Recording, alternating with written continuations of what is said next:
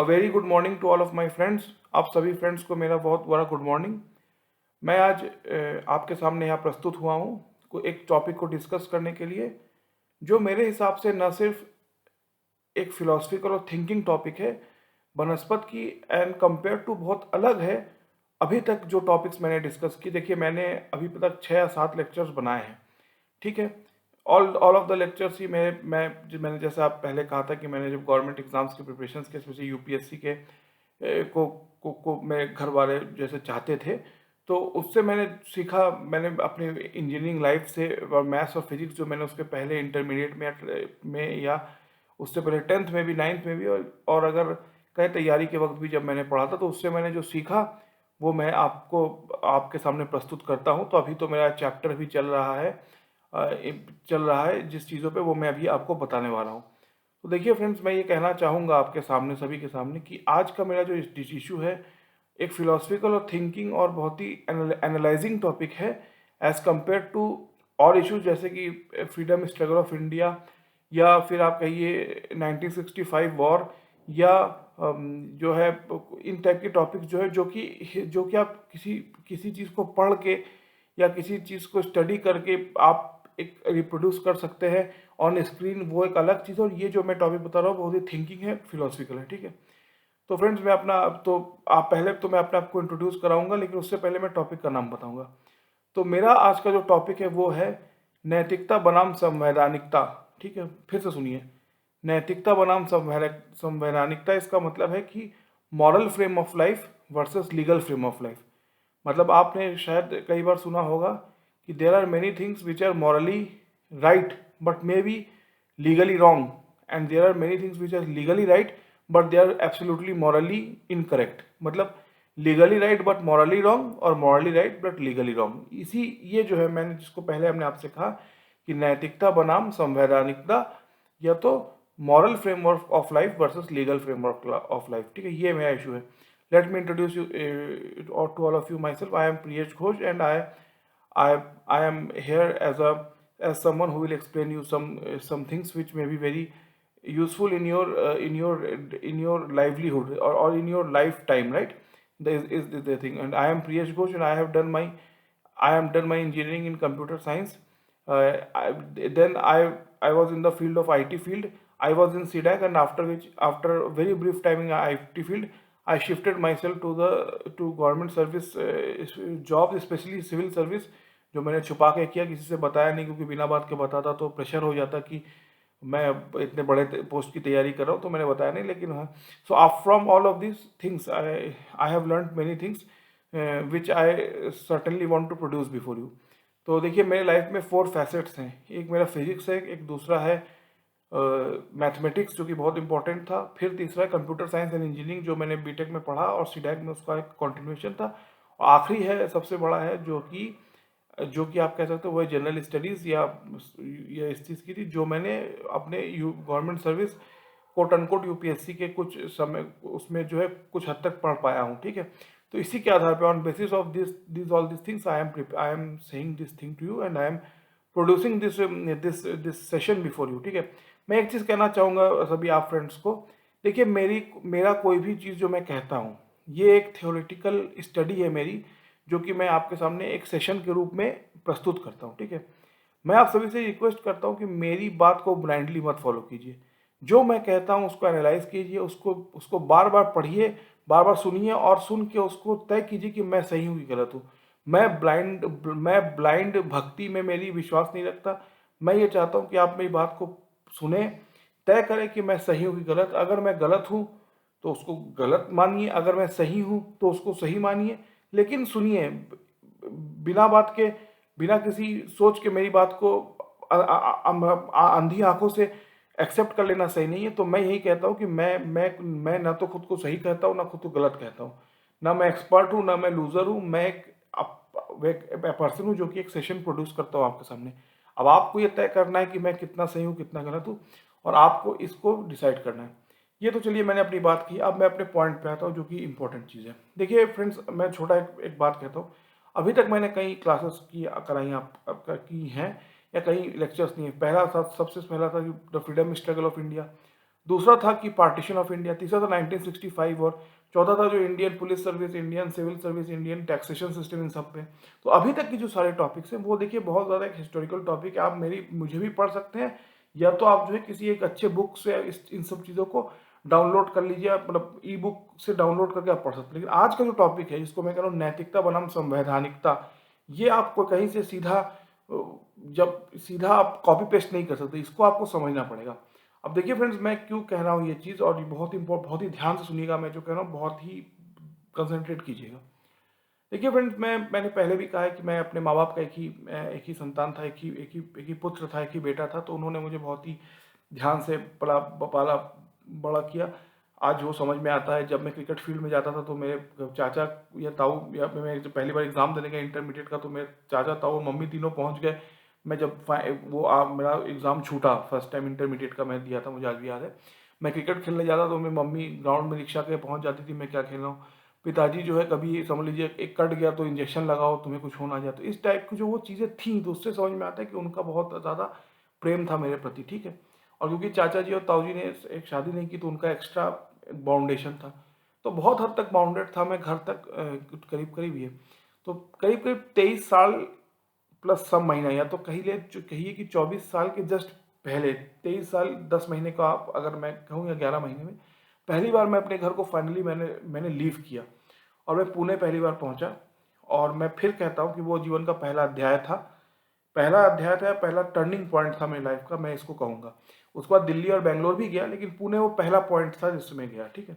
जैसे मैंने आपसे कहा कि घर में जब मैं था तो इस टाइप का माहौल था, लेकिन अब मैं पुणे जब गया, या दिल्ली फिर गया, फिर बेंगलोर गया, तो यहाँ जब जब लाइफ में टर्निंग पॉइंट है, तो उसने मुझे बहुत सिखाया, बहुत धक्का भी खिलाया।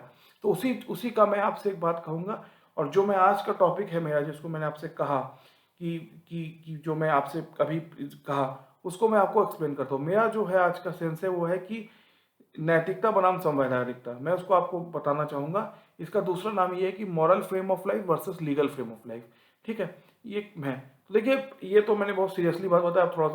अब थोड़ा सा मैं आपको लाइटली या आराम से सब चीज़ों को समझाता हूँ। देखिए मैं फ्रेंड्स, जब मैं पहली बार अपने घर से बाहर निकला, जैसे मैंने आपसे कहा, कहानी सुनाई, तो मैं कई बार हॉस्टल्स में रहा, या तो कई बार पीजी पीजी जिसे कहते हैं वहाँ वहाँ रहा, या तो इन इन इन टाइप की चीज़ें में रहा। क्योंकि घर में ऐसा ऐसा एक माहौल था कि समझ लीजिए घर में कोई टीवी में भी कोई ऐसा सीन आ रहा है तो तुरंत पिताजी या मम्मी चैनल चेंज कर देते थे। मैंने कभी पूछने की कोशिश की, भाई जैसे क्यों ये आपने किया, तो फिर हमको डांट पड़ती थी कि तुम पढ़ाई लिखाई मैथमेटिक्स और फिजिक्स में तुम्हारा मन नहीं लग रहा है, इसीलिए तुम ये सब सवाल जवाब करते हो हम लोग से। क्योंकि वो प्यार शायद करते थे, और मैं एक बेटा था, तो बहुत, अब मैं समझ पाता हूँ कि बहुत कंजर्व करके हमको रखना चाहते थे। ये इसमें इसको नाउ आई अंडरस्टैंड दिस, ठीक है। और मैं एक और बात ऐड करता हूँ, मैं बहुत सोफिस्टिकेटेड इंग्लिश नहीं बोलूँगा, मिला के बात करूँगा, ताकि समझ पाए आप। हिंदी इंग्लिश मिला के बात करने से क्या होता है, कई लोग समझ पाते हैं। कई लोगों ने, मुझे फ्रेंड्स ने कहा कि भाई तुम जो है समझा के बात करो, your language should be expressionable and your language should be understandable, ठीक है। ये तो ये था, एक बार मैं आपको मतलब इस तरीके से, तो मैं जो पहली बार जब बाहर निकला घर से, मैंने जैसा आपको कहानी सुनाई कि मैं कहाँ कहाँ 23 ईयर्स के बाद परमानेंटली हुए। तो देखिए ये होता था कि क्योंकि अब बाहर हम लोग रहते थे, हॉस्टल में रहते थे, हम कम से कम 20-25 दोस्तों के साथ हम रहते थे।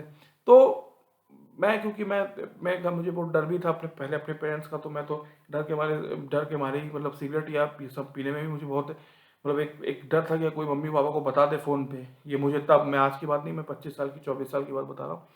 लेकिन मेरे घर दोस्त लोग जो थे वो बहुत इंडिपेंडेंट माइंड के थे। वो हर तरह के काम कर सकते, उनका आज़ादी थी, उसे वो शराब भी पी, सिगरेट भी पी सकते, उनको आज़ादी थी, और उसमें उनका, मैं कुछ नहीं कहता, उनका वो पर्सनल राइट है, उनकी वो अधिकार है, मैं कौन होता हूँ बोलने वाला। तो वो मुझे देखते थे, तो मुझे कई बुलाते थे और देखते थे कि मैं बड़ा ही शर्माता हूँ, या मैं बड़ा ही शर्माता हूँ, या मुझ में वो एडजस्टेबिलिटी नहीं, वो देखते थे। तो एक बात बार बार कहते थे, प्रियेश तुम्हें हम बताते हैं, everything is fair in love and war. Everything is fair in love and war, जंग और मोहब्बत में सब कुछ जायज़ है। ये मैं फिर से सुनिए बात, everything is fair in love and war, जंग और मोहब्बत में सब कुछ जायज़ है, ये मैंने उन्हें समझाते थे। तो मुझे कुछ समझ नहीं आता था, तो मैं तब भी उनसे दूरी रहता था। मैं क्यों उनसे मुंह लगूं, और कहते हैं ना कि अपने काम से मतलब रखो और मुंह लगो। तो एक बार क्या हुई कि हम लोग जब थे वहाँ पर, हमारे किसी एक फ्रेंड का कुछ था, मुझे याद नहीं, बर्थडे टाइप का था, तो उन्होंने बड़ी एक पार्टी रखी। तो पार्टी में, और मेरा करीबी फ्रेंड था, तो मुझे जाना ही था। तो खाना भी था पार्टी में, फिर ड्रिंक विंक का भी पूरा अरेंजमेंट था, ठीक है। तो मैं खाना खा के समझ लीजिए मैं वापस जा रहा हूँ, या मुझे मैंने ये था कि मैं खाना खा लूँगा, फिर मैं उसमें ज़्यादा मेरा लिमिटेड टाइम स्टेज है, उसके बाद चलाऊँगा। तो उन लोग ने मुझे रोक लिया, कहा कि आज आज तो तुमको जो है ऐसा नहीं हो सकता, ये क्या तरीका है, हम सब लोग में है, तुम ऐसा ऐसा क्यों करते हो। उनकी ऐसी सोच थी, मैं ये नहीं, उनको मैं गलत भी नहीं कह रहा हूँ। कोई अपने पैसे से अगर सिगरेट पीता है तो उसमें वो तो सही है, उसका हक है। या शराब पीता है, हम उसमें कुछ नहीं कह सकते, ठीक है। तो ऐसे ऐसे वो लोग कहते थे। तो उस दिन काफ़ी रात हो गई थी, रात शायद शायद 1 बजे से ऊपर, बहुत रात हो गई थी, एक तो क्या बहुत रात हो गई थी। तो किसी एक पढ़े लिखे आदमी ने मुझसे कहा, और मैं जो सुन के मेरे हाथ पांव कांप गए, और मैं मतलब कह लीजिए कि मैं आपको स्टेटमेंट बताता हूँ, और मैं जरूर से ये कहूँगा कि आपसे कि उसको उस समय उसको सुन के मेरा खून खौल उठा। तो उसने जो चीज़ कहा मैं वो कहता हूँ, उसने कहा कि if rape is inevitable then enjoy it. उसने फिर मुझसे कहा कि if the rape is inevitable then lie down and enjoy it. तो मुझे तो पहले बहुत गुस्सा आया, मेरा खून खौल उठा, मैंने कहा आज तो ऐसी की तैसी। लेकिन फिर कई लोगों ने मुझे रोका और मेरे हाथ को पकड़ के कहा कि यार देख देख, वो जो है उसने भी ज़िंदगी बहुत जी है, तो उससे एक्सपीरियंस्ड है, बड़ा है, अगर वो कुछ कह रहा है तो उसने भी उसका भी अपना एक पॉइंट है, तू मत मान उसे, लेकिन तू क्यों उससे मुंह लगता है, तू वापस से तू खाना खा ले, थोड़ा हम लोग डांस करते हैं, फिर तू अपना अलग, तू अपना अलग। तो ये मैं आपसे कहना चाहता हूँ, ये दो पहले स्टेप थे। पहला क्या आपने आपसे वर्ड बताया कि everything is fair in love and war, जंग और मोहब्बत में सब जायज़ है, ठीक है। दूसरा जो उसने बताया, उस रात को जिस दिन बहुत जल्दी पार्टी हम लोग की रात वो चली गई थी, कि if rape is inevitable then you should enjoy it, if rape is inevitable lie down and enjoy it. जो मुझे ये दो स्टेटमेंट दिया, तो everything is fair and love and war, तो ये तो हमने पहले भी सुना था, ये बहुत खतरनाक है। दूसरा वाला था वो बहुत ज़्यादा, मुझे बहुत ज़्यादा उससे जो है मतलब कि मैं हिल गया एक तरह से, आप कह सकते हो, ठीक है। लेकिन चलिए ये तो हुआ, उस समय की बात थी। और ये हो गया तो, लेकिन इससे जो है पहली बार मुझे लाइफ में जो है कह लीजिए, अगर मैं इस वर्ड को झटका जो कहते हैं ना, जो जो एक कह लीजिए कि जो एक कह लीजिए कि एक मन में जो है एक हलचल उठी मेरे मेरे मन में, ठीक है। ये तो हुआ, ठीक है। लेकिन मैं आपको ये चीज़ बताना चाहता हूँ, क्यों मैं इसने कहानी सुनी। आप पूछेंगे इसका क्या मतलब है, इस कहानी का बहुत ज़्यादा मतलब है, मैं ध्यान सुनिएगा मेरी बात। हम जब देखिए, हम जब छोटे थे, हम मैं अपनी बात बताता हूँ, इस कहानी को के थ्रू मैं आपको एक पूरा चीज़ समझाना चाहूँगा, ठीक है।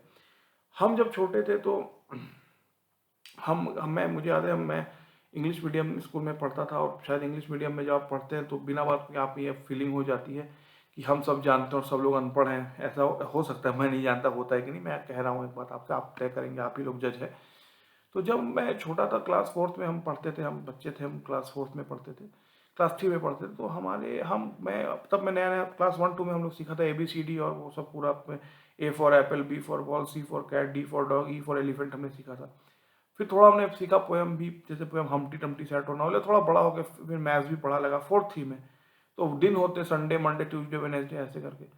तो मैं अपने घर में आता था, तो मैं सोमवार मंगलवार बुधवार ऐसे हिंदी मुझसे कहते थे। तो मेरी दादी कभी रविवार नहीं कहती थी, ठीक है। तो हमको बड़ा ही आश्चर्य होता था, ये रविवार का वर्ड क्यों नहीं लेती। कुछ भी हो, मैं देखता था, मैं बच्चपन से देखता था, लेकिन मैंने एक दिन अपनी मदर से पूछा। तो मैं सुन के दंग रह गया कि उस समय, आप तो अब तो बहुत ही दंग रहता हूँ। तो मम्मी ने कहा कि वो तुम्हारे दादाजी का नाम रविंद्रनाथ है, तो वो कभी अपने पति का नाम नहीं लेती, पति का नाम जो है वो जवान पे, या वो अपने अपने अपने अपने लिप्स पे या उच्चारण नहीं होना चाहिए। तो फिर हमको बड़ी हंसी आई। तो हम अभी कभी कोई पूछते घर से कि भाई इतने बड़े एक्टर, रोमांटिक एक्टर हैं हमारे, दिलीप कुमार साहब से लेके किशोर कुमार से लेके अशोक कुमार, और फिर अमिताभ बच्चन, शाहरुख खान, सब लोग, तो क्या इन सबको ये तो एक्टिंग सामने सामने इतनी अच्छी एक्टिंग करते हैं। अब तो बहुत खतरनाक, अब तो बहुत बहुत आगे तक चली गई, लेकिन मैं उस समय 60s की बात कर रहा हूँ। तो उन्होंने कहा फिल्मों में ऐसा होता है, लेकिन हम ऐसा ही मानते हैं, अब हम क्या करें। तो मैं सोचा कि बहस करके फायदा नहीं है। तो देखिए, मेरा कहने का ये मतलब है कि मैं जो कहने की कोशिश आज आज कर रहा हूँ, कि देखिए, एक चीज़ शायद इस समाज में होती है संवैधानिकता, कानून, और एक चीज़ है मॉरलिटी। मैं आपको एक छोटा एग्जांपल देता हूँ, जो मैं शायद पहले भी कह चुका हूँ, मैं फिर इसको रिपीट करता हूँ।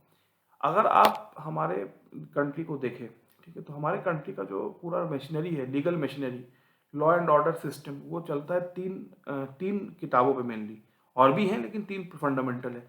एक है इंडियन पिनल कोड, एक है कोड फॉर क्रिमिनल प्रोसीजर, एक है इंडियन कॉन्स्टिट्यूशन। कॉन्स्टिट्यूशन हमारी हमारी वो जो प्रियम्बल ऑफ कॉन्स्टिट्यूशन, जो we the people of India declare secular social republic democratic, पूरा है, वो हमारी एक वैचारिकता है, ठीक है, हमारी सोच की भावना की सोच है। इंडियन पिनल कोड हमारा आचार दंड संहिता है, जैसे कि आप सुनोगे 302 पे सजाए मौत, ये इंडियन पिनल कोड का एक फॉलोअप है, ठीक है, उसका एक पार्ट है कह लीजिए। और CrPC code for criminal procedure भी है, वो भी हमारा एक पार्ट है, ठीक है। मैं ये चीज़ कहना चाहता हूँ, ठीक है। तो अब मैं जो चीज़ आपसे कहने की कोशिश कर रहा हूँ वो ये है कि जैसे कि मैंने अभी आपसे कहा, तो इन तीनों से होता है। तो मैं आपसे ये कहना चाहूँगा, आप इंडिया में, पूरे इंडिया में आप घूम लीजिए, ठीक है।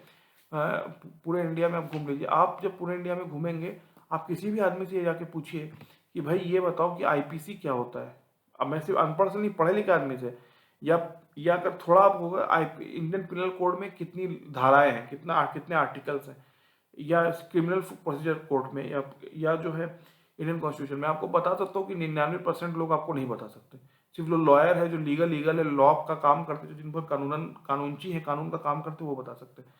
तो इसका मतलब है कि हमारे जो सबसे क्रिटिकल है कि आप कोई काम करेंगे तो पुलिस आपको पकड़ के सजा क्या देगी, ये डिपेंड करता है आपके इंडियन पिनल कोड पे। तो ये चीज़ ही लोगों को नहीं पता, ठीक है।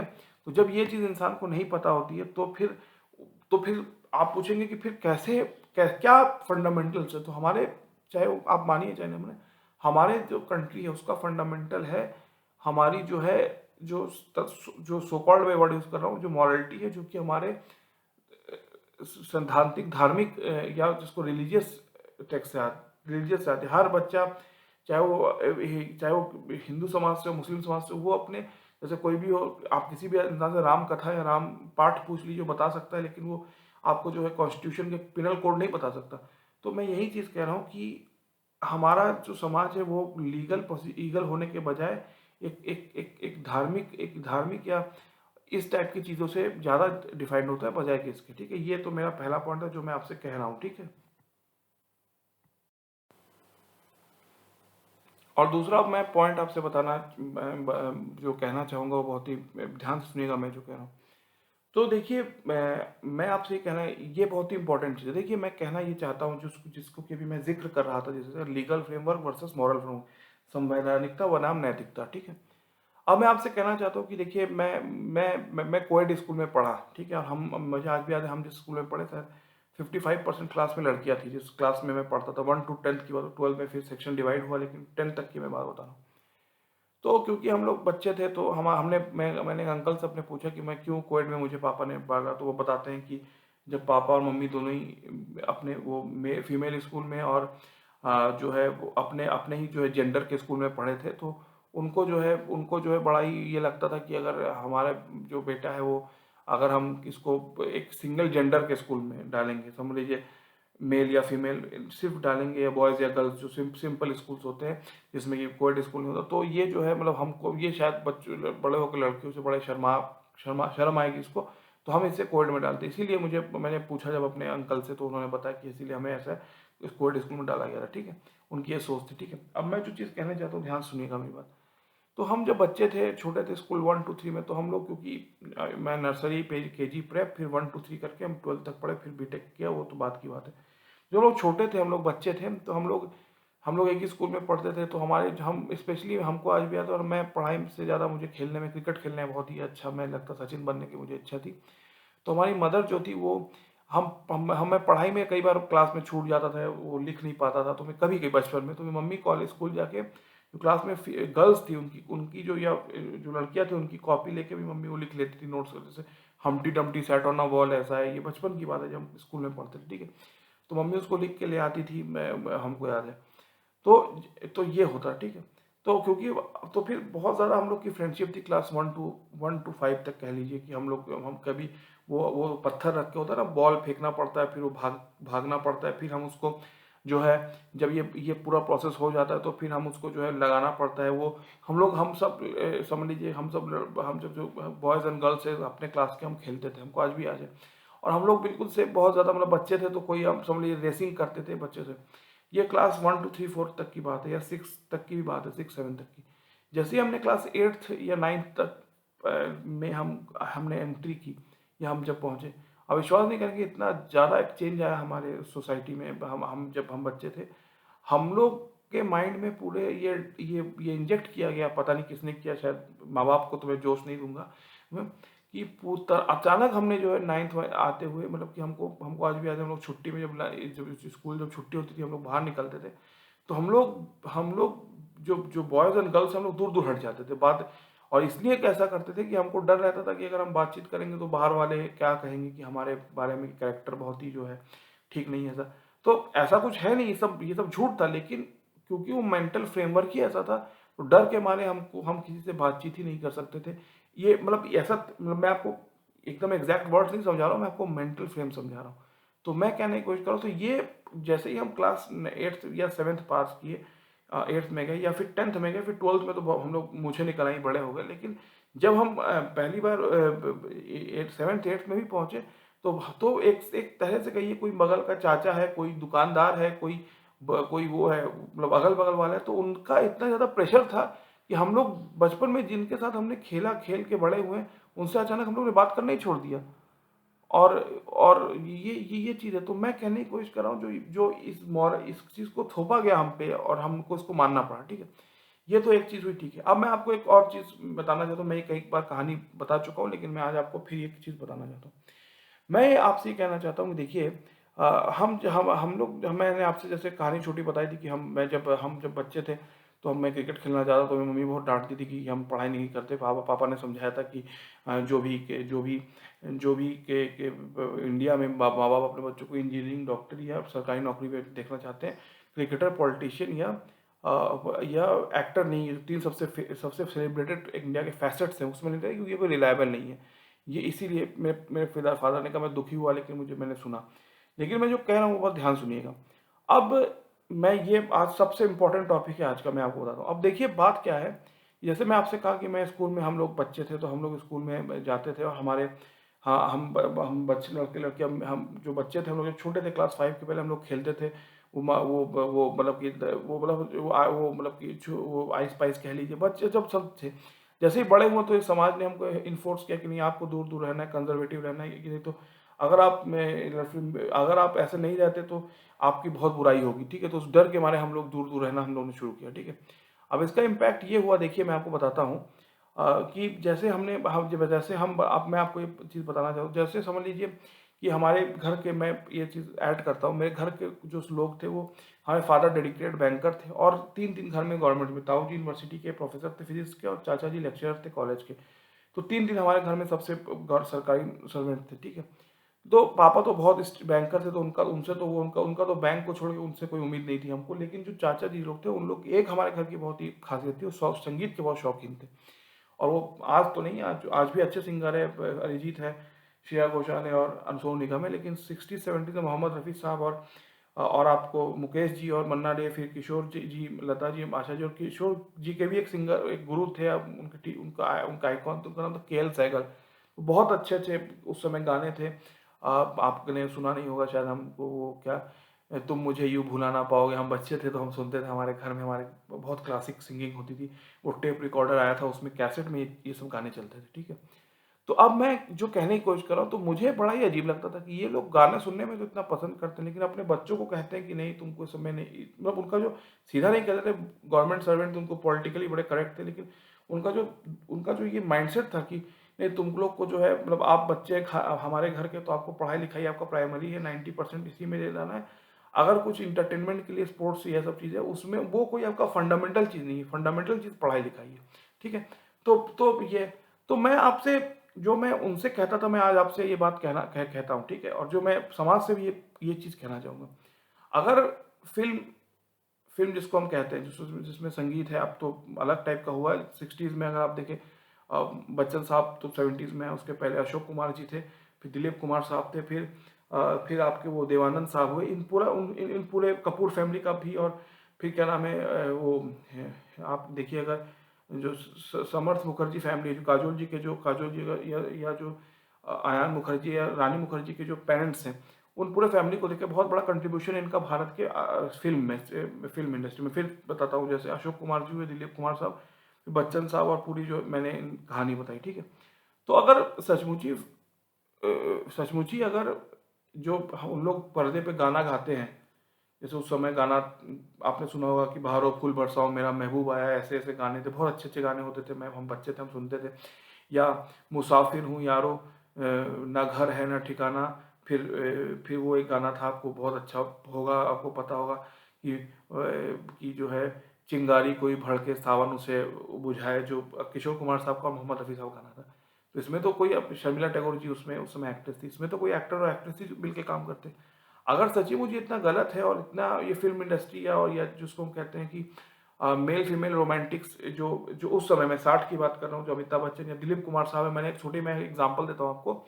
हमने ये बचपन में कहा सुनी अपने अपने घर वालों से, हम सुनी ये चीज़ कि जैसे आजकल तो अलग टाइप, आजकल तो बहुत एडवांस हो गया, मैं आज की बात नहीं करता। एक फिल्म आई थी 1958 के आसपास, उसका नाम था देवदास, पहली देवदास थी, वो दिलीप कुमार साहब और वैजंती माला जी और सुचित्रा सेन, तीनों की फिल्म आई थी, तो पहली देवदास थी। तो लोग कहते हैं कि दिलीप कुमार साहब के बारे में कहते हैं, मुझे नहीं पता ये इतना अच्छे, कि वो आंखों से वो रोमांटिक फिल्म कर लेते थे। आज को जैसे आजकल लोग बहुत अलग तरह के सीन करते हैं, वो उस समय दिलीप कुमार साहब के बारे में कहते तो आंखों से रोमांटिक सीन कर देते थे। वो देवदास पहली फिल्म थी, वो 1958 के आसपास, वो सुचित्रा सेन और वो उनकी वैजंती माला जी के साथ उनकी पहली फिल्म थी, ठीक है। तो अगर सचमुच इतना ही गलत है, इतना ही गलत है ये चीज़ जिसको हम कहते हैं कि फिल्म और जो पूरी फिल्म की कॉन्सेप्चुअलिटी है पूरी, आप देखिए जैसे इसमें हीरो हीरोइन होते हैं, उनके में अंदर गाना होता है, ये गलत। तो पूरी फिल्म इंडस्ट्री को बैन कर देना चाहिए, पूरी फिल्म, पूरा बॉलीवुड को बैन कर देना चाहिए। क्यों आपने इसको, उनको आप फिल्म फेयर अवार्ड भी देते हैं, उनको देश में बड़े बड़े एमपी एमएलए और बड़े बड़ी कुर्सी भी मिलती है, उनकी जय जयकार होती है, फिर आप कहते हैं कि ये बहुत ही ज़्यादा जो है, बहुत ही ज़्यादा जो है ये क्या क्या नाचने गाने वाले भांड है, पढ़ोगे लिखोगे बनोगे नवाब, खेलोगे कूदोगे बनोगे खराब, और नाचने गाने वाले भांड है। तो ये जो है ये चीज़ मैंने अपने अपने घर वालों से कई बार कहा, ठीक है। और मैं आपसे ये एक चीज़ कहना इसलिए चाहता हूँ, इसको बहुत ध्यान सुनिएगा जो मैं कह रहा हूँ, मैं क्यों कह रहा हूँ जो मैंने अभी कहा कि moral framework versus legal framework. देखिए मैं आपसे ये कहना चाहता हूँ, क्योंकि मैं ऐसे माहौल में पला बड़ा, और मेरे घर की, मैंने जैसा आपको पता है, बहुत ही जो है मुझ पर जो है बहुत ही वो जो है एक कंट्रोल रखने की उन्होंने, मतलब गलत वे में मैं नहीं कह रहा हूँ, एक ही बेटा था तो बाय डिफ़ॉल्ट एक होता है कि प्यार जब बहुत ज़्यादा होता है तो वो जहर बन सकते हैं, मैं कहना नहीं चाहता, लेकिन वो एक बाय डिफ़ॉल्ट वो मुझ पर बहुत ज़्यादा, उस पर वो मुझे प्यार करते थे, ये इस बात को मैं कहता हूँ, ठीक है। तो यहाँ तक ये हालत थी, मैं आपसे ये कहना चाहूँगा कि जब मैं पहली बार, हम क्योंकि इलाहाबाद में तो सही है कि नाम से ही सब काम चल जाता था, कोई मैं मुझसे पूछता तो मैं मैं पिताजी के बैंक का मैं एड्रेस दे देता था, फ़ोन नंबर, तो समझ लीजिए मैं किसी कोचिंग में गया मैथ्स की क्लास करने या केमिस्ट्री की क्लास करने, तो क्योंकि उनको पता था कि लड़का, ये भाई ये जो लड़का है पैसा देगा कि नहीं टाइम पे, तो हम क्या करते, भाई क्या करें, तो हमने पापा को बैंक का नंबर दे, तो वो फ़ोन कर लेते। तो कहते थे पापा को फ़ोन देते थे, जब पापा कहते हाँ मैं ये बोल रहा हूँ, हाँ उसको एडमिशन दे दीजिए, तो भाई हम नाम से ही बहुत काम हो जाता था, मैं कहना चाहता हूँ मेरे होम टाउन में।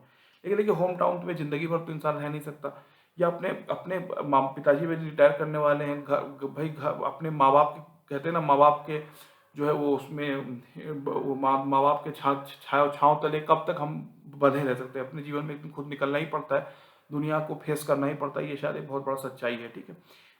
मैं आपसे ये चीज़ कहना चाहूँगा, ठीक है। तो क्योंकि अब और इलाहाबाद में जहाँ मैं आज का प्रयागराज ऐसा टाउन था, तो मतलब एक माहौल ही ऐसा था, कह लीजिए, कहते भी हैं आप, मतलब कहते हैं कि, मतलब ये मैं बताना नहीं चाहता था कि जो है जो माँ बाप हैं वो बच्चों से बहुत ज़्यादा प्यार करते हैं। ये छोटा एग्जांपल मैं देता हूँ, गौतम बुद्धा के जो फादर थे, वो कभी नहीं चाहते थे कि उनका बेटा दुनिया के दुख को देखे। तो वो जो है, मैं अपने माँ बाप को इतना उनको, उनके लिए मैं कहूँगा जरूर से। तो कहते हैं कि वो हर समय जो उसके बेटे के सामने से गरीबों को दूर रखते थे। तो एक दिन उनका बेटा अपने सारथी के साथ घूमने गया, तो उसने देखा, तो उसने कहा कि पापा ने सब पूरे सिटी से गरीबों को ही दूर कर दिया, बेटे पे डिप्रेशन ना आए। तो ये मैं आपको समझाता हूँ। तो एक दिन वो गया, तो उसने, तो ऐसे गौतम बुद्ध ने चार चार आदमियों को देखे, एक आदमी शायद रो रहा था कुछ, तो एक सन्यासी को देखा, उसने सन्यासी से पूछा कि आप क्यों खुश है, तो उसने कहा कि मुझे मुझे मोह माया से, मुझे मुझे मतलब कि कोई भी लोभ से कोई लेना देना नहीं है, मैं इसीलिए मैं खुश हूँ, मुझे कोई चीज़ से ग्रीड नहीं है, सन्यासी ने कहा। तो आप बुद्ध की कहानी पढ़ सकते हो। तो मेरे माँ बाप भी शायद यही समझते थे कि हम बच्चे को ऐसे माहौल में रखें कि उस पर कभी भी एक दुनिया की जो दुनिया की बहुत ही गंदी एक इमेज है उसके सामने ना पहुंचे। मैं आज ये समझता हूँ, मैं पहले की बात नहीं कहूँगा, आज से 25 साल पहले की मैं बात नहीं कहूँगा, लेकिन मैं आज ये चीज़ समझ पाता हूँ, उनकी सोच, मेरे माता पिता की सोच, ठीक है, मैं ये आपसे कहूँगा, ठीक है। तो पहली बार हम मैं जब गया, एक्चुअली पुणे में गया था, फिर दिल्ली में गया था। तो मैं जब ट्रेन पे चढ़ा तो मुझे समझ नहीं आया, और वो मुझे पता नहीं था मेट्रो कैसी होती है। मैं मेट्रो पे चढ़ गया, तो जब मैं मेट्रो पे चढ़ा तो उसमें इतनी भीड़ थी, पहली बात है। और उसमें जो है कह लीजिए कि पहली जगह कम थी, और उसमें कम से कम इतनी फीमेल्स और मेल दोनों थे, लेकिन लड़कियां उसमें बहुत ज़्यादा थी, उस हमारे कंपार्टमेंट में। और वो अचानक चढ़ गई आके पूरे उस कंपार्टमेंट पे, और मैं बीच में खड़ा हूँ, मुझे समझ में नहीं आ रहा मैं राइट जाऊँ कि लेफ्ट जाऊँ, क्योंकि इतनी ज़्यादा फीमेल लेडीज़ थी वहाँ पर। और मुझे काफ़ी दूर जाना था, मैं शायद 7 या 8 स्टॉपेज दूर जाना था मुझे। मैं शायद वहाँ दिल्ली से इलाहाबाद आ रहा था वापस, घर वापस आ रहा था, ठीक है। तो मुझे बहुत ज़्यादा दूर जाना था, ठीक है। तो जब ये हुआ, तो मुझे लगा कि ऐसी इतनी ज़्यादा लेडीज़ यहाँ खड़ी हैं, मैं कैसे खड़ा हूँगा, और खड़ा भी होऊंगा तो फिर मुझे कुछ समझ नहीं आया इतनी, क्योंकि वो पूरे इनक्लोज्ड हो गया क्योंकि उस समय था। तो विश्वास नहीं करेंगे, मुझे तो डर लगा कि, क्योंकि वो इतनी ज़्यादा महिलाएं मुझे मतलब उस कंपार्टमेंट में थी। तो मैं उतरा वहाँ से, तो सबको चौंकी हुई कि ये जाने वाला है, उतर क्यों रहा है।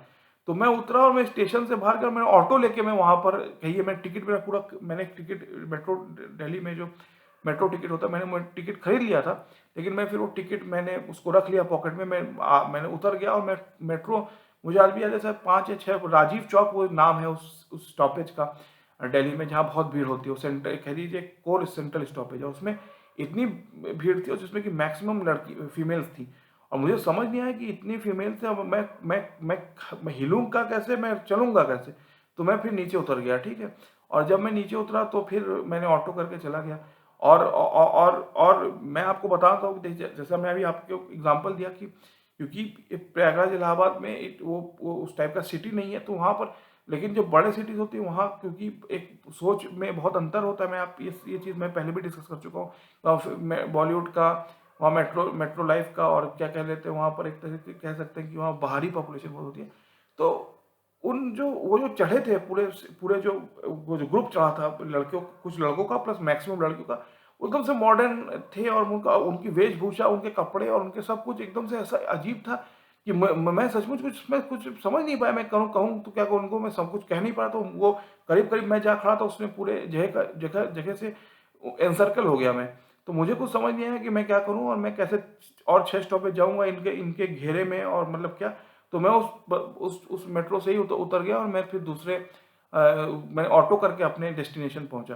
तो मैं आपसे ये कहने की कोशिश कर रहा हूँ कि देखिए, ये चीज़ें हैं बहुत हद तक की, जो कि बहुत मतलब कि मैं बोलना नहीं चाहता इस बात को, कि मतलब कि कैसे डील करें उस मेट्रो रेलवे में इतने इतने जो लड़के, कुछ कुछ लड़के, उनके फीमेल फ्रेंड्स, जो उस जगह पे पूरे पूरे पूरे पूरे उसको ऑक्यूपाई किए थे। मुझे समझ नहीं आया, और मुझे उस गाड़ी, मतलब घबराहट में मैं उतर गया उस मेट्रो कंपार्टमेंट से, ठीक है। तो ये एक पॉइंट है, ठीक है। अब मैं जो ये तो एक चीज़ हुई, ठीक है। अब मैं इतनी बातें, आप कहेंगे कि इतनी बातें क्यों मैं कह रहा हूँ, इसका क्या इम्पैक्ट है, ये बहुत ही जो है आपके लिए समझना ज़रूरी है, ठीक है। अब मैं ये चीज़ क्यों कह रहा हूँ, ये बहुत समझना ज़रूरी है। अब देखिए, जैसे कि मैंने आपसे कहा, ये फिल्म जो है वो गलत लोगों की चीज़ है। जो फिल्म में जो है वो आवारा, क्या जो है, मतलब कि वो नाचने गाने वाले भांड होते हैं। फिर जैसे स्कूल में जाओ तो क्लास 8 9 से कोएड क्लासेस है, तो अब लड़कियों से दूर रहना है। अगर एक साथ दिख भी गए कॉलेज की, स्कूल के बाहर, तो मोहल्ले में बदनामी हो जाएगी। तो इससे क्या होता है कि इंसान की जो सोचने की शक्ति है बहुत हद तक कम हो जाती है। उसे ये समझ नहीं आता कि हम आगे बढ़े तो कैसे बढ़े, क्योंकि माफ़ कीजिएगा, समाज, हम जो इंडियन सोसाइटी है, उसे किसी भी, आप किसी ऑफिस में जाइए, किसी स्कूल में जाइए, किसी कॉलेज में जाइए, किसी आईटी कंपनी में जाइए, हर कंपनी में ही अगर 50% मेल्स है, तो कुछ ही कम फीमेल्स भी होंगी, होना ही है। 70% मेल्स है तो कुछ हद तक फीमेल्स भी होंगी। अब जब आप बचपन से ही ऐसी चीज़ों को कहते रहेंगे कि भाई फिल्में नहीं देखनी, क्योंकि वहाँ पर जो है वो जो चलचित्र है वो नाचने गाने वाले भांड होते हैं, ये आप कहेंगे।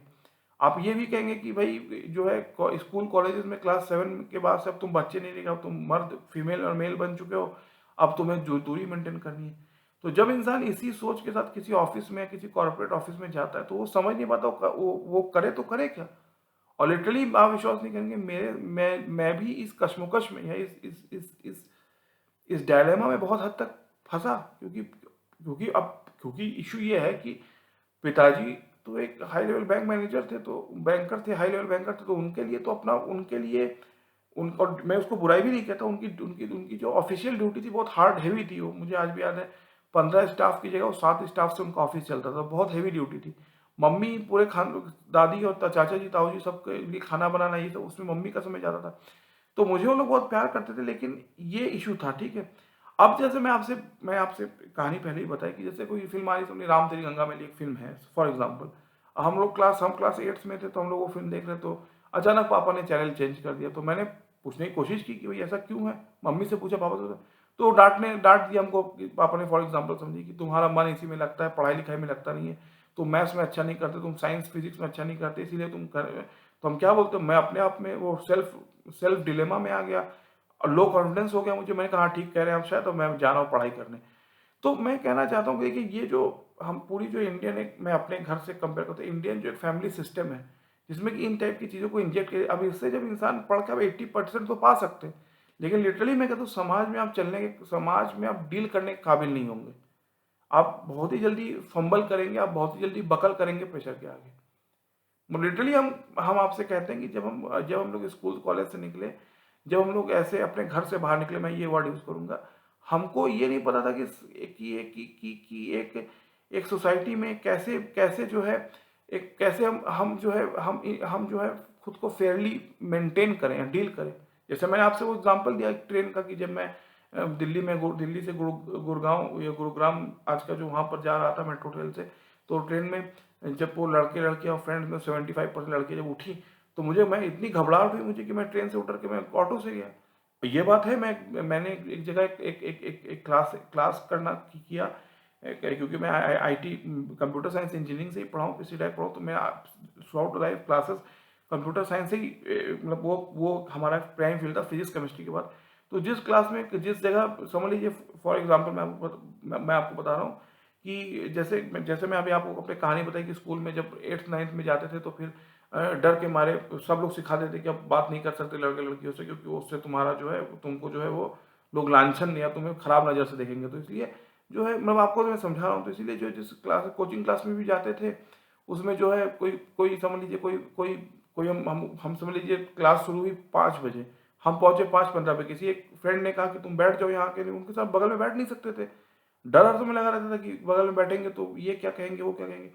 तो मैं क्या कहने की कोशिश कर रहा हूँ कि देखिए, जब इस टाइप की चीज़ आप 20 साल तक प्रैक्टिस करते हैं, या 20 ना, जब आपसे समझ लीजिए कि जब हम लोग की मूछें निकलती हैं 10 या 15 साल, 15 साल में, 15 से लेकर 15 या ना, मैं तो कहता हूँ 13 साल में मेरी हल्की हल्की मूछें आ गई थी। तो उससे आज जब आप प्रैक्टिस करते हैं ये सब चीज़ें, तो फिर वहाँ पर जाके अंजाम ये होता है कि आप जब एक सोसाइटल में, किसी बिग सिटीज़ में, जैसे फॉर एग्जांपल किसी एक सिटीज़ में जहाँ बॉलीवुड का इन्फ्लुएंस है, जहाँ कल्चर, ये जो फिल्म कल्चर का इन्फ्लुएंस है, जहाँ ये इनका इन्फ्लुएंस है, तो आप वहाँ बकल कर जाते हैं। आपको समझ नहीं आता हम करें तो करें क्या। मैं आपको बताता हूँ, हमारे क्लास में हमारे हम जब स्कूल में भी थे, कॉलेज में भी थे, बाहर जो बड़े बड़े जगह पे गए हम लोग, तो जैसे प्लेस चलते थे, तो समझ लीजिए मुझे गाने का थोड़ा अच्छा, मुझे नहीं शौक था, लेकिन मैं क्योंकि मैं जिस घर में पला बड़ा, मैंने जैसे आपको कहा, किशोर कुमार और मोहम्मद रफ़ी के गाने बहुत हमारे घर वाले सुनते थे। तो समझ लीजिए जैसे हम प्ले में गए, तो वहाँ पर जैसे कोई कोई फैमिली शो है या इस टाइप का प्ले किया जा रहा है, फॉर एग्जांपल थिएटर तो बड़ा होता है स्कूल लेवल, या जिसको इंस्टीट्यूशनल लेवल, किसी इंस्टीट्यूशन में मैं हूँ समझ लीजिए, तो कॉलेज लेवल प्ले किया जा रहा है, ठीक है। अब मैं जैसे समझ लीजिए मैं जा रहा हूँ, तो मुझे उन्होंने बुलाया कि यार भाई तुम आ जाना, तुम जो है अच्छा, तुम अच्छा बोल सकते हो, ऐसा समझ लीजिए उसने बुलाया। लेकिन मैं जब देख रहा हूँ कि उस प्ले में एक लड़के लड़की हैं, कोई उसमें जो है उनको जो है एक्टिंग करनी है, तो मैं उस डर से नहीं जाता कि यार वहाँ तो लड़कियां हैं, मैं जाऊँगा तो कैसे मैं वहाँ परफॉर्म कर पाऊँगा, उनको वही उनके साथ कैसे कंपेटेबल हो पाएंगे। तो ये जो सोच है, मैं क्यों कह रहा हूँ इस चीज़, तो ये जो सोच है वो आपको कहाँ ले जाती है कि आप बिल्कुल से जो है आप समझ नहीं पाते कि आप, मतलब मैं हंसू की रहूँ जिसको ये कहते हैं, और मैंने इस चीज़ को बहुत हद तक फेस किया है। मैं आपको ये चीज़ कहना चाहता हूँ कि मैं एक एग्जाम्पल है कि मैं जो है हमको हमारे एक सर एक मैम ने कहा, बुलाया कि तो प्रियश तुम्हें इस प्ले में करना है, तो उस प्ले में अगर मैं गलत नहीं हूँ तो शायद कुछ ज़्यादा गर्ल्स थी, और मतलब ये बहुत बड़ी बात है, मैं बच्चा नहीं था तब, मैं इंजीनियरिंग के समय की बात है। उस प्ले में जब मैं उस प्ले मेजोरिटी गर्ल्स थी और कुछ बॉयज़ थे, तो उसमें हमको पार्टिसिपेट करना था। सब ने हमको बुलाया, कहा कि तुमको आना है, आना है। मैं उस डर में नहीं जा पाया कि यहाँ पर जो है गर्ल्स स्टूडेंट्स हैं, या तो गर्ल्स उसमें तो प्रोफेशनल गर्ल्स जो है परफॉर्म कर रही हैं। हाँ, मैं यहाँ कैसे जाके मतलब कैसे कर पाऊंगा, मतलब कैसे उनसे, मतलब ये जो चीज़ थी। अब ये क्यों है, क्योंकि जो बचपन से आप 20 साल तक या 25 26 साल तक जो घर माइंड में इंजेक्ट आपके लगातार होता है, तो मेरा कहना ये है कि देखिए, जो इंडिया की सबसे सेलिब्रेटेड चीज़ है, अगर आप पूरे यूएई में, सेंट्रल मिडिल ईस्ट में जाइए, रशिया में जाइए, आप अमेरिका में जाइए, हर जगह जाइए, इंडिया की जो सबसे बड़ी इंडिया की पॉपुलैरिटी है, वो है इंडिया की जो है, जिसको हम चलचित्र कहते हैं, जिसको बॉलीवुड तो बड़ा नाम हुआ, वो है ये है। और ये बात झूठ नहीं है, मैं आपसे झूठ नहीं कहूँ, हमारे घर वाले भी शौकीन हैं, संगीत के बहुत शौकीन है हमारे घर के लोग। मोहम्मद रफ़ी के, किशोर कुमार के गाने आज भी बहुत चलते हैं मेरे घर में, लेकिन वो सुनने तक है। और उसके बाद कहते कि नहीं, मतलब उनका जो कहते तो नहीं, वो सरकारी सर्वेंट्स हैं तो उनको बहुत बुद्धि है, वो कभी ऐसी बात नहीं कहेंगे जो कि पॉलिटिकली इनकरेक्ट हो, लेकिन वो उनका जो कहने का जो तरीका है वो ये है कि ये सब चीज़ जो है, वो सब जो है इससे दूरी रहना चाहिए, क्योंकि ये जो है इंसान को, it do not give a very good name to the people, ठीक है। तो मैं सिंपली आपको एग्जांपल देता हूँ कि मुझे एक दिन एक फ्रेंड ने कहा, अब तो मैं वजन बढ़ गया, मेरा थोड़ा सा मोटापा आ गया शरीर में। तो एक फ्रेंड ने कहा कि चलो तुम्हें मैं जिम में ले चलता हूँ। हमने कहा ठीक है भाई चल। तो हम जिम में गए, तो उस जिम में, मैं कह रहा हूँ आपको, क्यों क्यों ये चीज़ें इतनी हद तक है घर में, शायद पिताजी माता जी को या ताऊ जी को और सबको ये सब चीज़ उस समय समझ नहीं आती, लेकिन मैं आज आपको कह रहा हूँ। तो जिम में मुझे ले गए। तो जिम में जब मैं गया, तो वहाँ की जो ट्रेनर थी, वो एक मैम थी।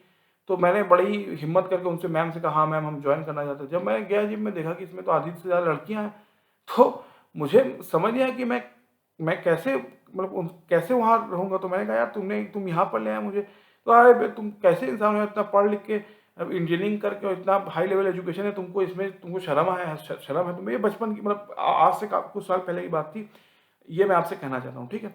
फिर एक बार हुआ कि एक दिन मुझे ट्रेन से चला जाता है। ये बहुत ही अच्छा, बहुत ही इंटरेस्टिंग इंसिडेंट है, आप सुनिएगा जरूर से इसको। हम मेरा मैं जैसे मैं आपने कहा, मैं इलाहाबाद में, मैं पला बड़ा। तो कभी कभी लखनऊ जाना, पर लखनऊ क्योंकि यूपी का कैपिटल था, तो वहाँ जाना बहुत ही ज़रूरी था किसी काम के लिए। तो अगर इलाहाबाद से लखनऊ में एक ट्रेन जाती है, तो उसका नाम था गंगा गोमती है, और वो अब तो उस समय जाती थी, ठीक है। और उसमें बहुत ज़्यादा भीड़ होती थी उस ट्रेन में, क्योंकि बहुत ज़्यादा भीड़, और क्योंकि सारी, मैं आपको बताता हूँ, लखनऊ की कैपिटल, तो बड़े बड़े स्कूल कैपिटल सिटी में ही होते हैं। तो सारी जो स्कूल के टीचर्स होते हैं, उसमें अधिकतर फीमेल्स होती हैं। तो जाते हैं, और एक्चुअली इशू क्या है कि उस ट्रेन में समझ लीजिए, अगर एक एक कंपार्टमेंट में 72 लोगों की सीट है फॉर एग्जाम्पल, मैं आपको समझाता हूँ। तो क्योंकि इतनी भीड़ होती है उस दिन सुबह को, कि उसमें दुगना लोग भरे होते हैं। और उस दुगना भीड़ में जाना, तो विश्वास नहीं करेंगे, मैं एक दो दिन उठा, तो मैंने देखा कि मैं बैठा था, तो मेरे अगल में 4 औरतें आ गई, सामने एक दो लड़कियां आ गई, और इतना ठूस के बैठा। अब मैं कुछ कह नहीं पा रहा था उनसे, और मैं कुछ बोल नहीं पा रहा था। फिर अगले दिन क्या, फिर ऐसा हुआ, क्योंकि मैं जब गेट का एग्जाम दे रहा था, तो मैं लखनऊ में जाके उसकी मैंने तैयारी की थी पहली बार। मैं आपको बताता हूँ, वो मेडीजी करके एक कोचिंग है, वहाँ पर हमने की थी। तो हमको जाना पड़ता था अपने घर से वहाँ पर उसमें। तो मैं जो है उस कारण से, मैं जो है मतलब ट्रेन से ना जाके बस से जाता था। और ट्रेन का जो फीस है वो 60 रुपये लगता था, मुझे गलत है। और बस का शायद 200 एंड समथिंग लगता था। ट्रेन का टिकट 60 रुपये लगता था, बस का शायद 210 का लगता था। तो मेरी मम्मी डेली सवाल पूछती थी कि भाई, ट्रेन से तुम जाते हो, तुम्हें इतना पैसा क्यों लगता है। तो मैं कुछ बहाना बना के कहता था कि वो मैं खाने में पैसा लग गया, इस लग गया। मैं क्यों नहीं जाता था, क्योंकि उस ट्रेन में इतने, पहली तो भीड़ थी उसमें, मतलब इतनी फीमेल थी उसमें। तो मैं समझ नहीं पाया था। तो मैं कैसे, मतलब कैसे इतनी थी, क्योंकि वहां से 190 किलोमीटर है, तो शायद 3-4 घंटे का समय लगता है, ठीक है। देखिए मैं आपसे क्या बता रहा हूँ, देखिए ध्यान सुनिएगा मेरी बात। कि जैसे मैं जिम में जब गया, तो वहां पर लेडी इंस्ट्रक्टर थी। तो मुझे मैं कुछ समझ नहीं आया क्या क्या बोलूँ, और उस जिम में जब थी। सिमिलरली जब मैं ट्रेन पे चढ़ा, तो उसमें थी। तो मैं ट्रेन छोड़ के मैं बस से जाने लगा। तो मैं कहने की कोशिश कर रहा हूँ कि जब तक आपका माइंड जो है इन सब चीज़ों पे आपकी माइंड में जब तक जो है वन थिंकिंग नहीं आएगी, वन वे थिंकिंग जिसको हम कहते हैं ना, जब तक माइंड आपका बहुत ज़्यादा निश्चित नहीं होगा इन सब चीज़ों पे, तब तक आप कभी इस पे जो है, आप गोल गोल इस पे घूमते रहेंगे, ठीक है।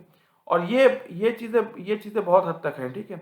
और ये चीज़ें तो बहुत हद तक है, ठीक है। और फिर क्या होता है कि क्योंकि एक सोसाइटी का ऐसा स्ट्रक्चर ही होता है, मैं पूरी दुनिया की बात नहीं कर रहा, मैं अपने सिटी की और मेरे माता पिता की और मेरे मेरे परिवार की, मेरे चाचा ताऊ बुआ जी और इन सब की जो पूरी जो कॉम्बिनेशन था, जो मुझे बहुत प्यार करते थे, इसको इसमें मैं कोई डाउट इफ बट नहीं कर रहा हूँ। तो ये जो है, इन ये जो पूरा जो एक कॉम्प्लेक्स था मेरे फैमिली का, तो इन्होंने क्योंकि मुझे बहुत प्यार किया, कंजर्वेटिव प्यार किया, तो मुझे बहुत ही बचा के रखा दुनिया से, शायद इस बात को, ठीक है। और मुझे दुनिया से बचा के रखा, तो बिना बात के अब ये होगा कि अगर कोई कोई भी हम काम करें तो मुझे सोच के करना पड़े कि भाई अगर इससे कोई मेरे फादर के नाम पे, मेरे ताऊ जी के नाम पे या मेरे चाचा के नाम पे कोई कोई कोई प्रॉब्लम तो नहीं क्रिएट होगी। तो ये जो है, इसके लिए क्या है कि इसके लिए पहले जो है, मतलब आप जो है तेज गाड़ी ना चलाओ। दूसरा है, किसी जो है कहीं दोस्तों से कहीं ग्रुप में जाके जो है वो जो है कोई सिगरेट पी रहा है, इन सब के लोगों से दूर रहो, बातचीत ना, ग्रुप बना के बात ना करो। तीसरा है, किसी लड़की से जो है स्कूल की फ्रेंड है, उससे भी जो है अगर है आपकी, तो उससे जो है थोड़ा दूरी बना के रखो। तो मैं कहने की कोशिश कर रहा हूँ कि ये जो इंजेक्टिविटी हमको दी गई बचपन से, इसका अंजाम ये हो कि बड़े होके जो है हम बहुत ज़्यादा जो है एक सोसाइटी में, जहाँ पर कि जहाँ एक सोसाइटी में, या जैसा मैं आपको भी कहा, ड्रामा में, जहाँ पर कि हम उस ड्राम उस प्ले में थे, हम खुद को समझ ही नहीं पाए कैसे करना, बाहर निकलने की हालत हो गई, ठीक है। ये पहला पॉइंट। अब मैं आपको क्यों समझाऊँ, जो मॉरलिटी और लीगैलिटी है लाइफ की, मैंने कहा ना मॉरलिटी वर्सेस लीगैलिटी, कि जो एक लीगल फ्रेमवर्क कुछ है, लेकिन मॉरल जो है हमारे घर के लोग या हमारा समाज तय करता है। उसमें हमको जीने की उसमें जो है क्या ना, हमको हद उसमें तय करने की मजबूरी है हमारी, ठीक है। ये तो एक चीज़ हो जो मैंने आपसे कहा। अब मैं आपको दूसरा चीज़ एक कहना चाहता हूँ, जो कि बहुत ही इंपॉर्टेंट है, और मैं चाहता हूँ कि इस एग्जाम्पल से मैं आपको बहुत अच्छे से प्रूव कर सकता हूँ, ठीक है। अब मैं ये चाहता हूँ, मैं पहले भी इस चीज़ को कह चुका हूँ, ठीक है। मेरा पॉइंट ये है कि देखिए मैं आपसे कहता हूँ, जो मैंने पहले भी कहा है, कि कॉन्स्टिट्यूशन ऑफ इंडिया हमारे देश में लिखा गया है, ठीक है। अब कॉन्स्टिट्यूशन ऑफ इंडिया जो हमारा बना, वो हमारा एक्चुअली बना है फॉरेन वेस्टर्न थिंकिंग पे। जैसे वेस्टर्न थिंकिंग, हमारी जो कॉन्स्टिट्यूशन है, जिसको हम कहते हैं we the people of India declare of social sovereign republic democratic, तो जो वेस्टर्न यूरोपियन या अमेरिकन सोसाइटी, आपको नहीं पता चला, अमेरिका भी इंग्लैंड के अंडर था।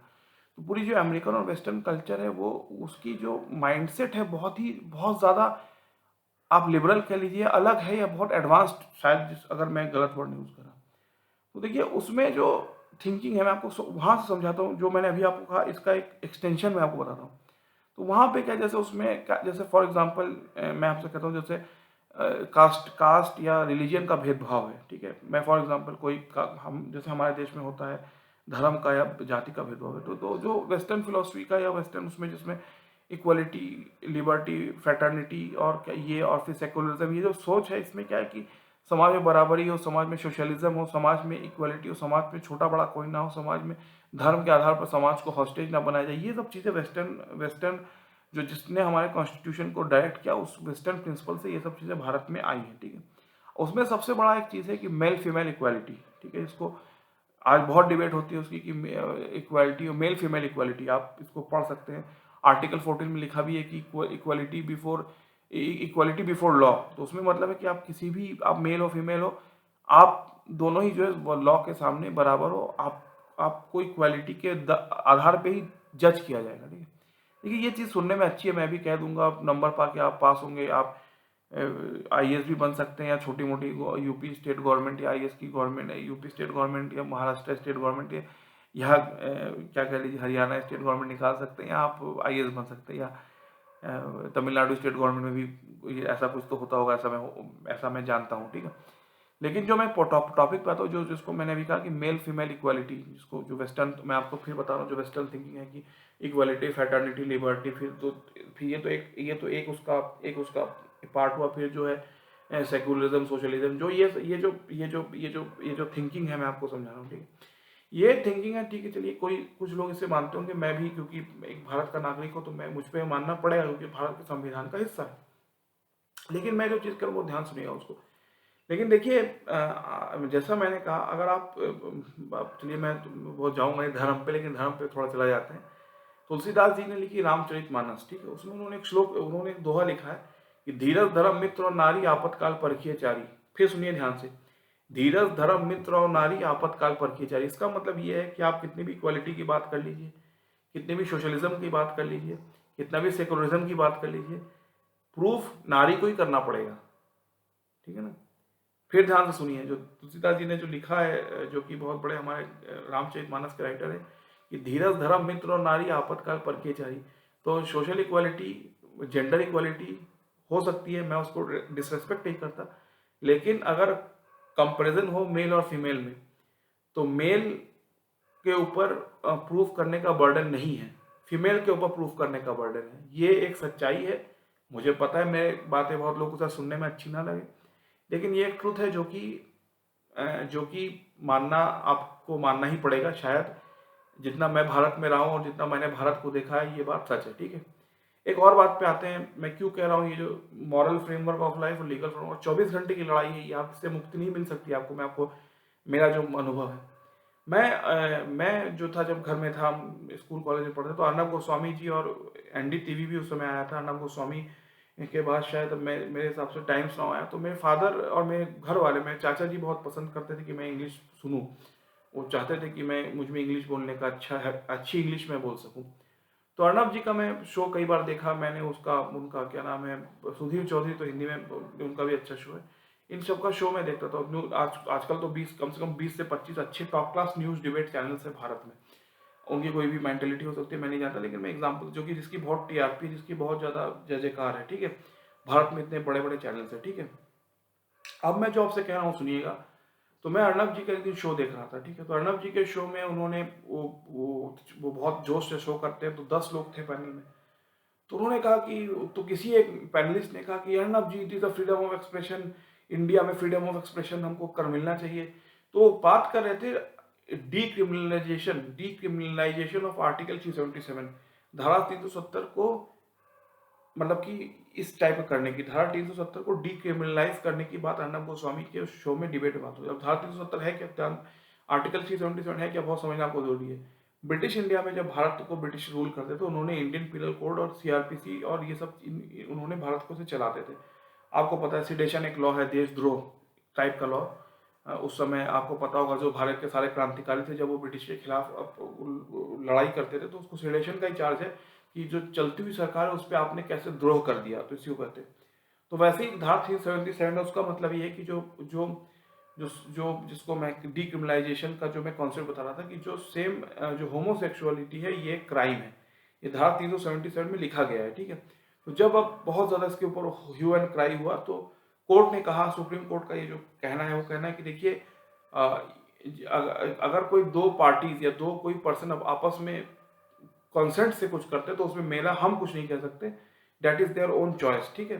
तो इसीलिए धारा 370, अगर आप देखें, 377 अब डीक्रिमिनलाइज हो चुका है, जो अब आप देखें, ठीक है। तो ये, तो मैं कहने की कोशिश कर रहा हूँ कि हो तो ये कानून में चुका है, लेकिन समाज भी आज, समाज क्या सोच क्या है इस पर।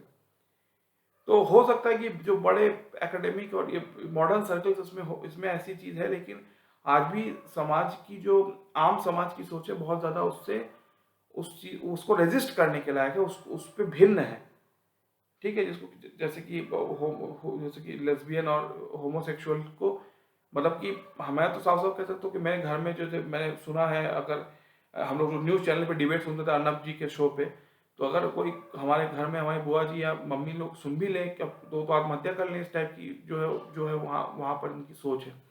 तो मैं यही आपसे चीज़ कहना चाह रहा हूँ कि मैं जब पूरी, अभी जो मैंने बात कही, मैं उस बात पे आगे आता हूँ। जो पूरा जो जो पूरा जो इस जो ये जो मैंने आपको कहानी समझाई, उसका कहने का मेरा मतलब ये है कि देखिए, लाइफ का जो है एक नैतिक पहलू होता है, एक संवैधानिक पहलू होता है, एक लीगल फ्रेमवर्क के मॉडल में। छोटा एग्जांपल आपको, बहुत ही आपको जो है पॉइंटेड बात कहूँगा, क्यों मैं ये कह रहा हूँ, ठीक है। देखिए, मैं पहले भी ये कहानी बताई, लेकिन बताता हूँ। जैसे जब भारत आज़ाद हुआ 1947 में, ठीक है, आपको पता है 15 अगस्त को भारत आज़ाद हुआ। उसके पहले जो है 14 अगस्त को पार्टीशन ऑफ इंडिया हुआ। मैं आपको बता चुका हूँ, सारा रेडक्लिफ ने दो तरफ दो लाइन खींची, और जब सारा रेडक्लिफ ने दो तरफ दो लाइन खींची 1947 में, तो उसके बाद जो कश्मीर जो है, क्योंकि वो आपको पता है प्रिंसिपल ऑफ पार्टीशन के वो फुलफिल नहीं कर रहा था, मुस्लिम मेजोरिटी थी, राजा ने हिंदुस्तान में साइन किया, हिंदुस्तान की फौज गई, तो जब हिंदुस्तान पाकिस्तान आज़ाद हुआ तो एक हमारे देश के बड़े नेता हैं, कुछ लोग उन्हें बहुत महान कहते हैं, कुछ लोग महान नहीं कहते, नॉट ग्रेट कहते हैं, कुछ लोग ग्रेट कहते हैं, किसी लोग के लिए बहुत बेकार है, किसी लोग के महान होता है, पंडित जवाहरलाल नेहरू, ठीक है। वो भारत के पहले प्रधानमंत्री बने, उस समय जो गवर्नमेंट है उन्हीं के अंडर में थी, ठीक है। जब पाकिस्तान और हिंदुस्तान दो नेशन बन गए और कश्मीर जो है आपको पता है उसका डिस्प्यूटेड एक नेचर था, क्योंकि उसमें मैं आपको जैसे पता है पॉपुलेशन मुस्लिम मेजोरिटी थी, राजा हिंदू थे, तो इंडिया के फौज को मॉरल ऑब्लिगेशन के तहत जाना पड़ा। यूएन ने 3 रेजोल्यूशन पास किए कि पहला कि सारे फौज हटेगी दो तरफ से, वहाँ उधर से भी हटेगी, इंडिया की मिनिमम फौज आएगी, तब मैं प्लेबिसाइड हुआ। पाकिस्तान ने कभी पहला शर्त माना ही नहीं, क्योंकि गिलगिट बाल्टिस्तान मुजफ्फरनगर से उसको पूरी तरह से पहुंचाना था। तो नेहरू जी ने जब देखा इस प्रॉब्लम को तो उन्होंने यूएन को जज बनाया, यूएन को कि आप अंपायर हो, आप तय करोगे उसका फुल सेटलमेंट। तो जब ये चीजें हुई तो, और फिर जब नेहरू जी ने, आप अगर आपको पंचशील जिसको कहते हैं 5 प्रिंसिपल थे, non mutual respect, non mutual aggression, non interference in each others affair, फिर साइंस एंड टेक्नोलॉजी कॉर्पोरेशन, ऐसे करके 5, फिर नॉन अलाइनमेंट मूवमेंट बनाया। पाकिस्तान के साथ उन्होंने नेहरू लियाकत पैक्ट किया और कराची में एक एग्रीमेंट या डिप्लोमेटिक टाइप किया कि ठीक है अब आपने अपना मुल्क बना लिया, हमने मुल्क बना लिया, आप अपना मुल्क शांति से चलो, हम शांति से चलो, और हम, हो सकता है हमें बहुत ही नफरत रही हो, लेकिन हम अब एक तरह से पड़ोसी की तरह शांति से रहना सीखना पड़ेगा, ठीक है। और यूएन कश्मीर का जो है वो जज बनेगा। तो नेहरू जी ने जब ये किया तो फिर ये हो गया कि अब तो लड़ने की जरूरत नहीं, अब तो आप पाकिस्तान एक मुल्क है, हम दोनों बगल बगल में शांति से चलेंगे, अब हम तो लड़ेंगे। लेकिन देखिए ये एक आदर्शवादी सोच है, ये एक आदर्शवादी, तो मैं क्यों कह रहा हूँ इस बात को, ये एक नैतिकतापूर्ण, एक आदर्शवादी सोच है। रियल प्रैक्टिकल सोच क्या है? रियल सोच ये कि चाहे कितने भी हम अच्छे हो जाए, हमको एक देश को चलाने के लिए आर्मी ताकत की जरूरत है। और उसको सबसे पहला झटका लगा 62 में, जब चीन 62 में जब चीन ने इंडिया पे हमला कर दिया। नहीं, तो मैं कह रहा हूँ कि नैतिकता एक चीज है, भारत हमारे जीवन में नैतिकता अच्छी चीज है, लेकिन नैतिकता तभी सक्सेसफुल हो सकती है जबकि आपके पास उसके साथ साथ प्रैक्टिकल, जो है हम कहते हैं ना लीगल, या जो प्रैक्टिकल जो है सिनेरियो रहे, ठीक है। मैं यही आप बार बार कह रहा हूँ कि संवैधानिकता बनाम नैतिकता, लीगलिटी वर्सेस मॉरलिटी, ठीक है। अब मैं आपको लास्ट एग्जांपल देता हूँ ये समझाने के लिए, क्योंकि मैंने पहले भी कहा कि मैं सचिन तेंदुलकर बनना चाहता, तो माँ बाप के डर से ही शायद मैंने बचपन में पढ़ाई लिखाई की, बचपन में, बाद में मैं खुद से ही पढ़ाई लिखाई की, ये मुझे मानूं, मतलब मानता हूँ अभी आपके सामने, ठीक है। तो जब हम पास आउट हुए, हम तो, हमारे अंकल बगल में एक अंकल थे, तो वो हमारे फैमिली को बहुत ही अच्छे से जानते थे, तो वो आए, उन्होंने कहा कि मेरे पास एक सोर्स है, यूपी स्टेट गवर्नमेंट की कोई जॉब है, उसमें जो है आप अपने बच्चे को नाम दे दीजिए। तो पापा ने कहा कि भाई इंटरव्यू ना हुआ है, ना कोई एग्जाम हुआ है, कैसे हम इसको दे दें? तो उसकी चिंता मत कीजिए, अगर कुछ प्रॉब्लम हो तो 5 लाख रुपए घूस दे दीजिएगा, पैसा दे दीजिएगा, हमको लगता है कि हम वहाँ आपके बेटे का सरकारी नौकरी हो जाएगी, गवर्नमेंट नौकरी हो जाएगी भाई साहब। तो मुझे बड़ी गुस्सा थी, और क्योंकि उसमें पास आउट हुए थे तो घमंड होता है उसमें बहुत ज़्यादा, और पास आउट होने जब आप पढ़ के थियोरेटिकली पढ़ाई करते तब आप में जो है बहुत ज़्यादा प्रिंसिपल्स का अंबार होता है, जो प्रैक्टिकल फील्ड में आता है तब एक वो अलग सिनेरियो में बोल रहा हूँ। तो मैंने ही बड़ा लंबा चौड़ा उन्हें कह दिया कि अरे ये आप क्या करें, इतना पढ़ लिख के हम अब ये रिश्वत देंगे, ब्राइब दे के हम जाएंगे, ये बड़ा गलत है, कैसी बात कर रहे हैं। तो मैंने उन्होंने पहले मेरी अच्छी बातें सुनी, पर उन्होंने कहा कि तुम जो है ना, अभी जितनी एज में तुम्हारी है, तुम जो है अभी जो है इस हवा में उड़ना बंद करो और दुनिया में पैर रखना सीखो बेटे। हमने कहा, हम फिर गुस्सा है, हमने कहा कि कैसी बात करें, हम रिश्वत देके और ब्राइब देके नौकरी करेंगे, ये तो बहुत ही मॉरली रॉन्ग है। मैंने ऐसे उनसे कहा, तो उन्होंने कहा कि तुम जो मॉरलिटी और नैतिकता की ढकोसलेबाजी कर रहे हो या बड़ी बड़ी बातें कर रहे हो, तुम्हारे पहले जितने लोग घूस देके, आप रिश्वत देके नौकरी पाए हैं, उनको तुम निकाल पाओगे? उनको निकाल पाओगे? अगर उनको निकाल पाओगे तो तुम खुद भी कह दो कि सब गलत है। जब ये जब चलता आया है तो इसी को आपको कड़वे घूंट की तरह आपको इसको पीना पड़ेगा, आप उसमें जो है अपनी अपनी अकल नहीं दिखा सकते। तो ये चीजें कहा, तो मैं अब जितना मैंने आपसे कहा, तो मैं अब इसको कंक्लूड करता हूँ मेरी इस सेशन को। तो मैं जो चीज कह रहा था आपसे वो ये है कि देखिए, मैंने शुरुआत जिस पॉइंट से किया कि लीगलिटी वर्सेस मॉरलिटी, संवैधानिकता बनाम नैतिकता, ठीक है, ठीक है। तो मैंने पहला, अगर आप मैंने वो पहला स्टेटमेंट दिया था कि everything is fair in love and war, जब मुझे पता है कि लीगलिटी, जंग और मोहब्बत में सब कुछ जायज़ है, कोई गलत चीज़ नहीं होती, सही चीज़ नहीं होती, एवरीथिंग इज। तो मुझे ये पहली बार जब मैं घर से निकला तो मुझे ज्ञान प्राप्त हुआ, अपने अपने अपने अगल बगल वालों से, ठीक है। ये तो मैं पहली बात कहूँगा, ठीक है। फिर मैंने जैसे आपसे कहा कि जैसा मैं आपसे कहा कि जब हम बच्चे थे स्कूल में, हम छोटे बच्चे थे, हमारे स्कूल में जाते थे, माता पिता स्कूल में भरा है, तो छोटे बच्चे थे क्लास 4-5 तक, सभी क्लास में लड़के लड़कियां, हम लोग जो बच्चे थे, हम लोग वो ईटा ईटा मार के, वो ईंटें रख के जो बॉल मारना वो वाला गेम खेलते थे। वो आइस पाइस कह लीजिए, या जो है छोटा कि बैडमिंटन, और सब हम लोग खेलते थे।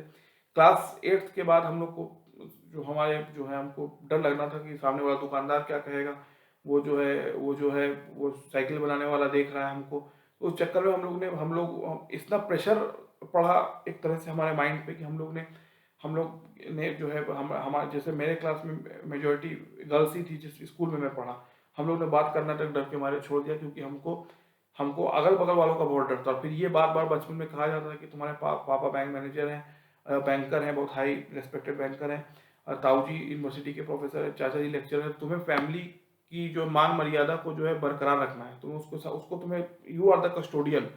उसके लिए एक अलग प्रेशर था। तो इसी इसी डर के मारे पहले जो है किसी क्लास में जो है अपने बचपन से जिन जिन लड़के लड़कियों के साथ खेले पड़े पले बड़े हुए, उनसे उनके उनके साथ जो है जो मैं जिसको कहते हैं ना कि मैं जो है ना कि जो है अब आप बड़े हो चुके हैं, मुझे निकल आई है, मेल फीमेल जो है लड़के लड़की सेपरेट हो गई। ये जो इंजेक्ट किया गया उसको मानना पड़ा, क्योंकि घर की इज्जत कह लीजिए, वो जो कहते हैं ना सो कॉल्ड थी। ये एक सेकंड पॉइंट हुआ, ठीक है। अब थर्ड पॉइंट क्या हुआ, जब यहाँ से आप बिगिनिंग किए, फिर जैसे मैं आपसे बताया कि पिताजी से पूछा तो उन्होंने कहा कि बेटे, जो दुनिया में इंडिया में सब लड़के क्रिकेटर बनना चाहते हैं, लेकिन पॉलिटिक्स, क्रिकेट और सिनेमा में कोई बाप अपने बेटे को फेंक भेजना नहीं चाहता। वो चाहता है डॉक्टर, इंजीनियर, सरकारी नौकरी बने, क्योंकि पॉलिटिक्स, क्रिकेट जो है वो कभी भी रिलायबल नहीं। पिताजी गवर्नमेंट पर्सन थे इसलिए उन्होंने कहा, लेकिन असली बात यह है कि नाचने गाने वाले भांड हैं।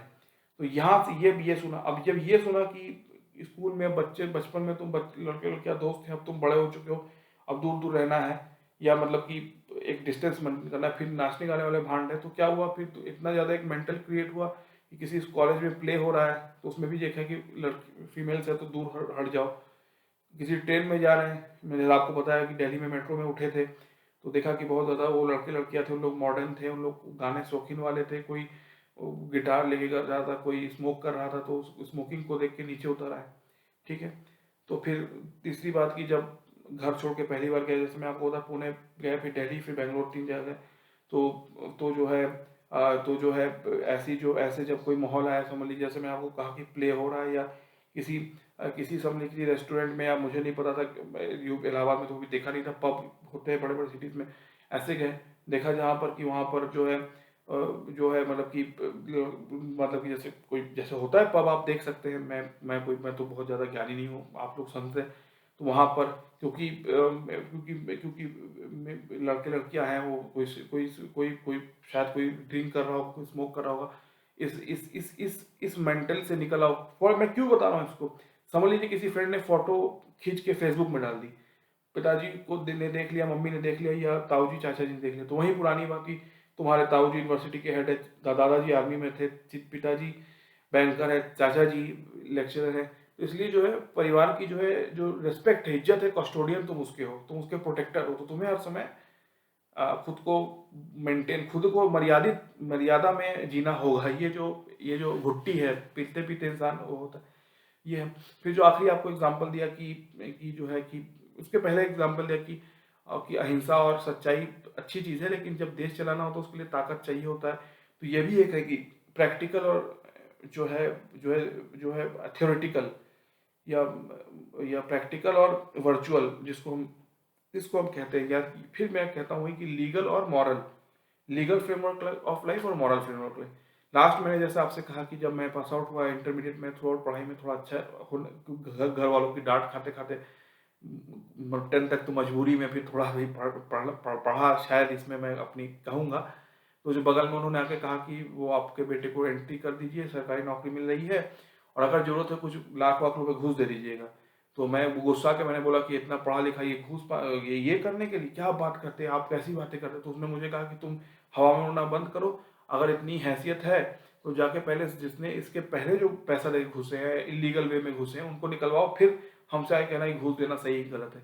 तो मैं यही कह रहा हूँ कि जो मेरा फाइनल वर्डिक्ट है कि ये चीज़ मैं बचपन में या स्कूल कॉलेज में नहीं समझता था, लेकिन आज मैं समझने पे मजबूर हूँ कि लाइफ जो आपकी है टोटलिटी में, वो वो एक नैतिकता और एक कानूनी कानूनी पहलू, जिसको आप कहते हैं ना, या कानूनियत और नैतिकता जिसको कहते हैं ना, moral framework and legal framework, इन दोनों के बीच की लड़ाई है।